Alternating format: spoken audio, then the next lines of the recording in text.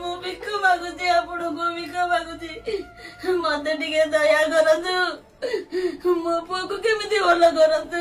ମାନେ ଭିଡ଼ିଓ ମାଧ୍ୟମରେ ତ ଆପଣମାନେ ଜାଣିପାରିଥିବେ ଆଉ ଆପଣମାନଙ୍କୁ ମୁଁ ଗୋଟେ ରିକ୍ୱେଷ୍ଟ କରିବି କି ଭିଡ଼ିଓ ମାଧ୍ୟମରେ ଦେଖିପାରିଲେ କି ଗୋଟେ ମାଆ କେମିତି ତା ପୁଅ ପାଇଁ କେତେ ବିକଳ ହେଇକି ମାନେ କେତେ କଷ୍ଟ ତାକୁ ଲାଗୁଛି ଆଉ ଗୋଟେ କୁନି ପିଲା ହିଁ ଦେଖନ୍ତୁ ତା ବାପା ପାଇଁ କେତେ କଷ୍ଟରେ ବିନତି କରୁଛି ଆଉ ଆପଣମାନେ ଆଜି ଶୁଭ ଦୀପାବଳିରେ ଯଦି ଏତିକି ହିଁ କାହାକୁ ହେଲ୍ପ କରିବେ ପ୍ରକୃତରେ ଆପଣମାନଙ୍କୁ ବହୁତ ଧର୍ମ ହେବ।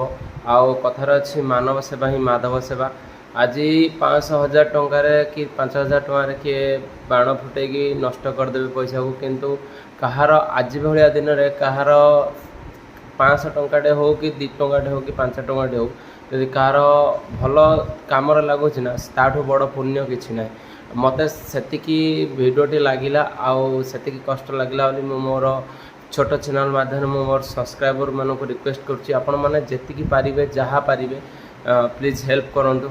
ଆଉ ଆପଣମାନଙ୍କୁ କ'ଣ କହିବି ଆପଣମାନେ ଦେଖନ୍ତୁ ଏଇଭଳିଆ ଭିଡ଼ିଓ ଯେତେବେଳେ ଆପଣଙ୍କ ନଜରରେ ଆସୁଛି ପ୍ଲିଜ୍ ଯେତିକି ପାରୁଛନ୍ତି ଆପଣ ହେଲ୍ପ କରନ୍ତୁ ଆଉ ଛୋଟ ଛୋଟ ଆମର ଛୋଟ ଛୋଟ ହେଲ୍ପ ବି କାହା ରୋଗ ଭଲ ହେଇପାରେ ଆଉ କିଏ ବା କହିପାରିବ ଆମର ସେ ସମୟ କେବେ ଆସିବନି ବୋଲି।